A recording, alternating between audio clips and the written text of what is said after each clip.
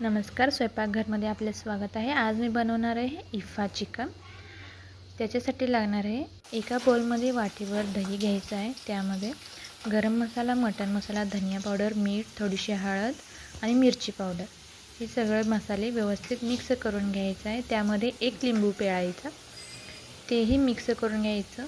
स्वच्छ धुवून घेतलेले चिकन त्यामध्ये घालायचं आहे आणि मॅरिनेट करून ठेवायचं आहे। मॅरिनेट आपल्याला 1-1.5 तास तरी करायचं आहे मिनिमम। तुम्ही जास्त ठेवणार असला तरी चालेल, काही हरकत नाही, व्यवस्थित मॅरिनेट होईल ते। मॅरिनेट झाल्यानंतर इकडे बघा मी व्यवस्थित असं मॅरिनेट करून ठेवलेलं आहे। एका पॅनमध्ये घ्यायचं आहे तेल आणि बटर। तेल गरम झाल्यानंतर त्यामध्ये चिकन घालायचं आहे। चिकन व्यवस्थित भाजून घ्यायचं आहे। चिकन भाजूपर्यंत आपण एक क्रीम पेस्ट तयार करणार आहोत। त्यासाठी उकडलेल्या अंड्याचा पांढरा भाग, लसूण, मेयोनीज 2 चमचे मेयोनीज घ्यायचं आहे। एक चीजचं क्यूब घ्यायचं आहे।